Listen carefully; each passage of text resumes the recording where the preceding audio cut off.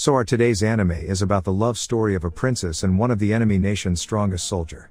For many years, the nation of mages and the nation of common peoples have been at odds, but there was a spark of love in that conflict between the princess of the mage nation and the soldier of the empire. Will they be able to overcome their nation's hatred and accept each other? Let's find out. Our anime begins with Iska, who broke into a prison and freed an enemy nation's person, a girl mage. There were some people who could adapt the power of the world and cast magic because, at one point, an astral power emerged in this world. The people who adapted that power were known as mages, and in fear of their power, the empire ordered the execution of those who possessed magic. So the mages formed their own nation, naming it the Sovereignty, and stood up to the oppressive empire. And our protagonist was one of the empire's strongest soldiers who committed treason by assisting a mage in escaping from prison. After a year of imprisonment, the higher-ups known as the Eight Apostle order Iska to capture the mage known as the Ice Calamity in order to reclaim his freedom. She is the strongest of the enemy nation, as well as the direct descendant of the nation's founder, Nebules. So Iska gathered his old teammates Mismies, Nene, and Jin for this mission. They grouped together to defend the largest power plant, which mages were attempting to destroy. Given the circumstances and the number of enemies, they were all attacked by mages along the way. Iska and his team faced obstacles, but they all succeeded, and that is when they came across the target, the Ice Calamity.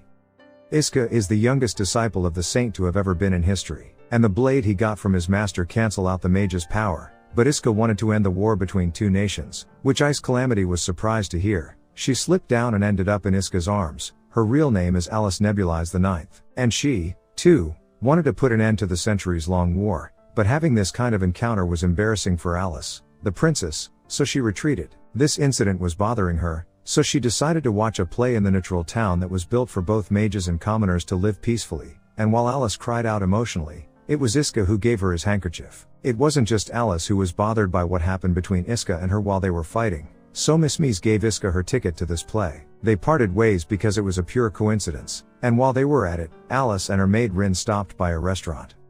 However, because all of the tables were booked, they agreed to share the table with another customer. And, to make matters worse, the person who had reserved the table was none other than Iska.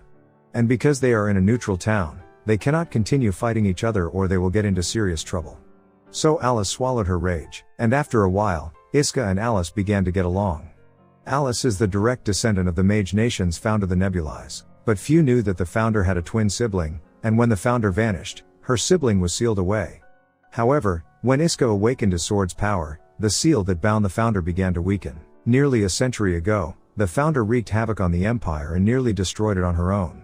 She was so powerful that she was terrifying even to her own people. So, to calm her nerves, Alice returned to the neutral town and ran into Iska once more.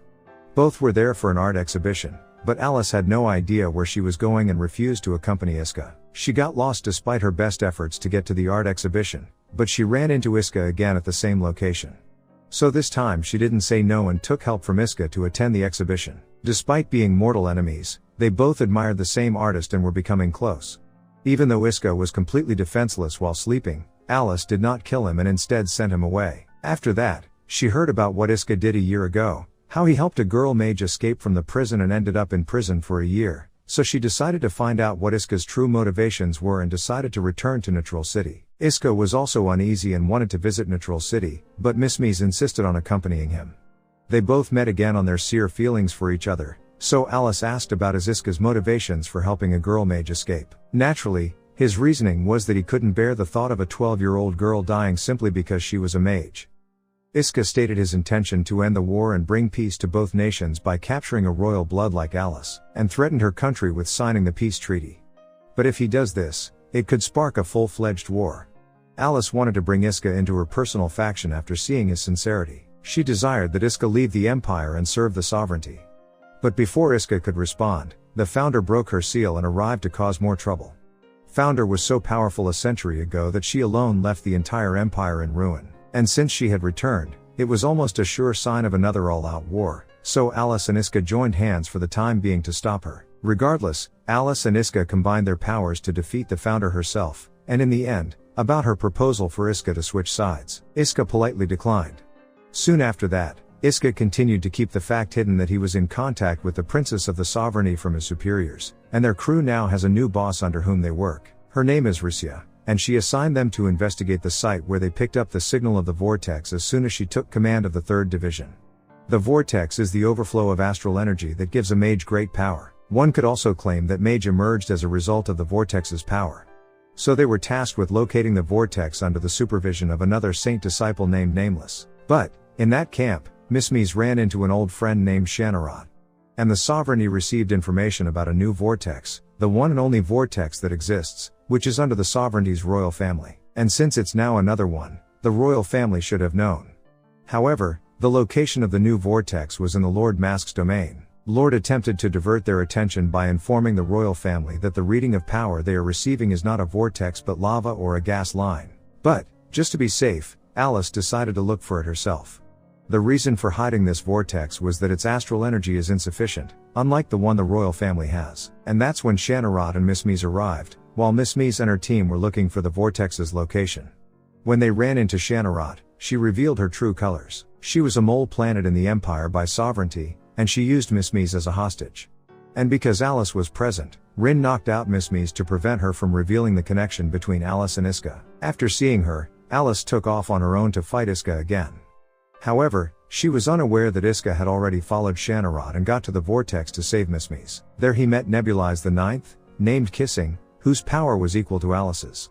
That could make something vanish and reappear with her thorns, but Iska also had his black steel blade, which cancels out magical power. Iska's skill allowed him to render Kissing unconscious.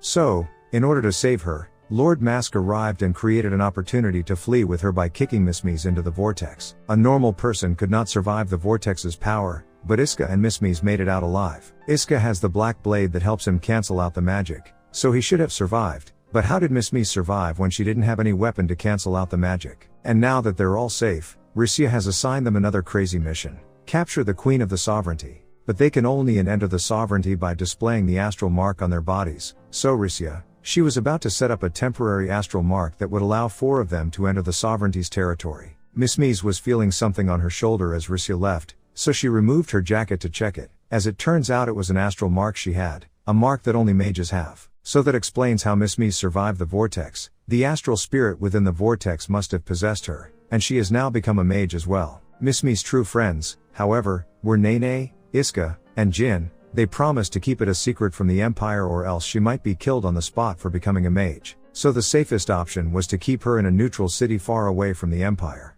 So, while Mage went to get some refreshment, Alice ran into Iska again. She was so desperate to meet Iska that she kept returning to Neutral City hoping to run into Iska again to ensue that he had survived the vortex.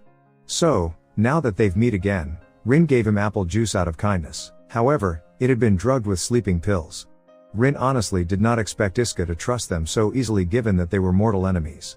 Mage witnessed this but was powerless to intervene because they had taken Iska away from the scene. So, what will happen to Iska now that Alice has captured him? Stay tuned for another video to find out.